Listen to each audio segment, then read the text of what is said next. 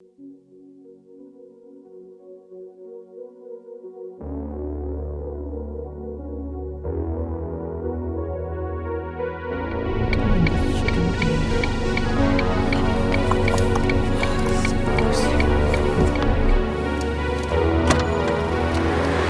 thinking about that street, which is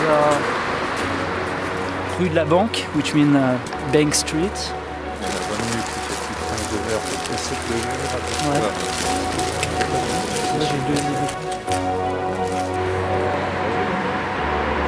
On fera un échange de photos.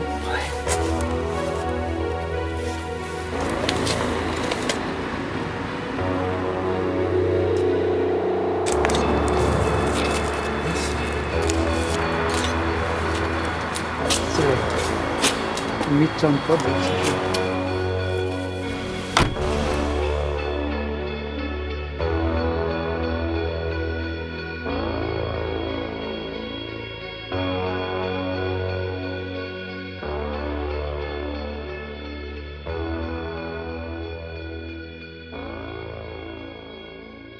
There was a guy who was into drugs. He was smuggling drugs. Everything that involved guns and violence and that type of shit, I hated every bit of it, you know. I would see, you know, those assholes dealing coke and stuff like that. You know, they would do transaction for, you know, a kilo or whatever, you know, for $20,000, $30,000. You know, they'd be 10 guys with machine guns and shit. I mean, what the hell? I mean, you know, get a hold of yourself. I mean, it's 20 grand. The whole purpose of it all is to transfer that into money in the end. So I said, well, you know, why not just simply cut across? I'll go directly to money.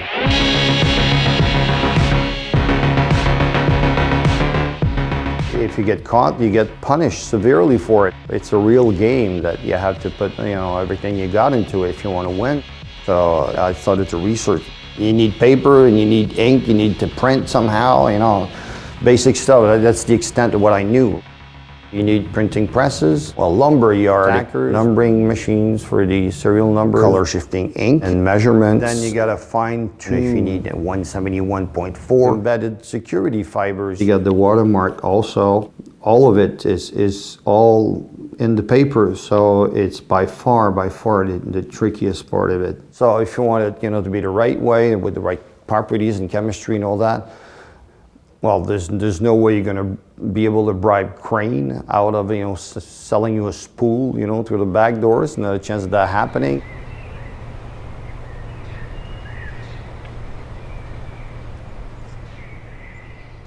Crane is the only manufacturer of U.S. currency paper.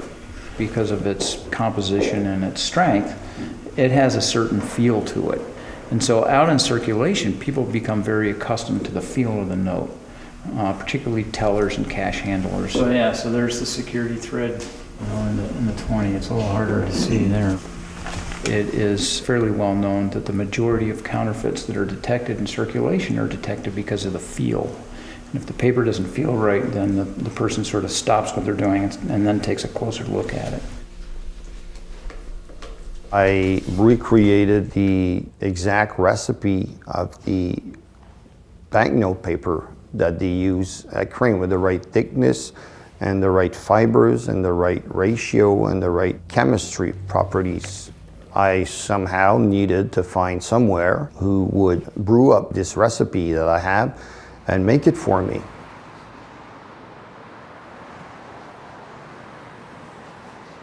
I had to come up with a story that would make sense for me to order such type of paper. So I created this fake company, Keystone Investment and Trading Company. It needed to sound big and large and, you know, this huge firm. The premise was to come out with our own bonds to put on the market.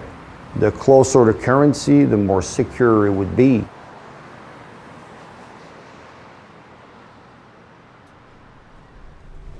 You don't know for a fact that they didn't call police. You have to work like they are on you 100% of the time. You can't just call it in and go over there, pick it up, and then they follow you home, and then boom, like a moron, you get caught. You can't do that. So you have to assume that the pallets are rigged, and you're gonna have helicopters on it. Everybody's watching with binoculars from afar. You have to hire a constant flow of new people. So the guy you send over there cannot know who you are. He cannot know anything about the project. It can't be someone who's been working with you, because he's gonna have a lot to say. So you gotta assume he's gonna be tail leaving from there. So you gotta stop that. I had set up, this plan where I put a second guy to follow the truck with a car. It was only 1 lane wide, right at the entrance of the speedway. And when this 1 lane bottleneck, he was to stop his car as though, it got stuck. It wasn't working anymore. So he got paid to get stuck there for 20 minutes, to give the truck time to escape. I had the truck brought to a parking lot. Then I put surveillance on it, 24 hours a day for 3 days. Since nothing happened, then I rented a second truck, and I had him meet the first truck over there. He opened up every box and he switched the truck and pallets. So then I knew the pallets had nothing, the box had nothing, the truck had nothing, with everything brand new. I was confident that we had nobody on us. So from then he went straight from there to the print shop, and then I locked the door. It was never to go out again as plain paper. You gotta keep quiet and, make sure the appearances look legit. Otherwise, your neighbor will rat. It's the building right there, the white and green right there. There's no one to bother us here. You can do your thing. It's totally confined. It's remote. Who could know that anything was happening in here, really? It's almost impossible. There's nobody. There's nobody. I was selling it at 30%. Every million would sell for 300,000. One day, a new customer was coming on board. So it turned out that the guy was an undercover RCMP officer. And the next day at 5 o'clock, there were a swarm of them who knocked on my door, handcuffed all of us, and hauled us out.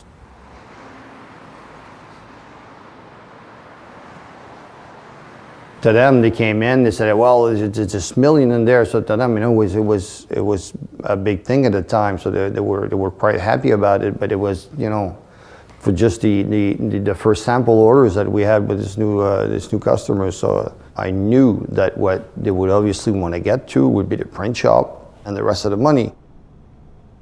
They offered me 60 years because it's 3 count of 20 years because I had, production, possession, and distribution. That's when I told my lawyer, I got to talk to you about something. If I had 200 million, could you do something with it? Could you resolve that? What do you mean if you got done? Well, I have 200 million.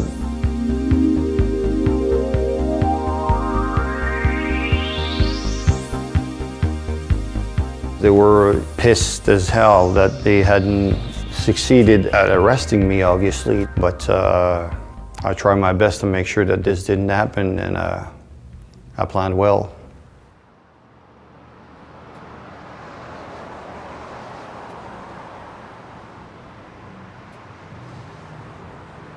That was it. The police left, and I was a free man.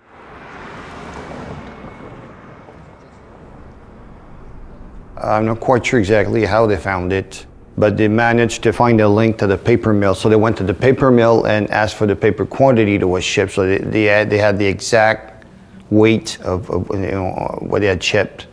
So they knew that it had X number of sheet with X amount per sheet. So they knew the total. So they knew all of what was missing.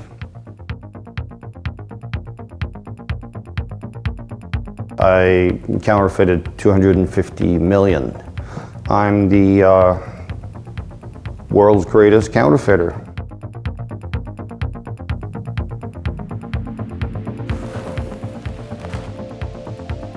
As funny as it sounds, I'm fighting to stop counterfeiting now for the last 3-4 years.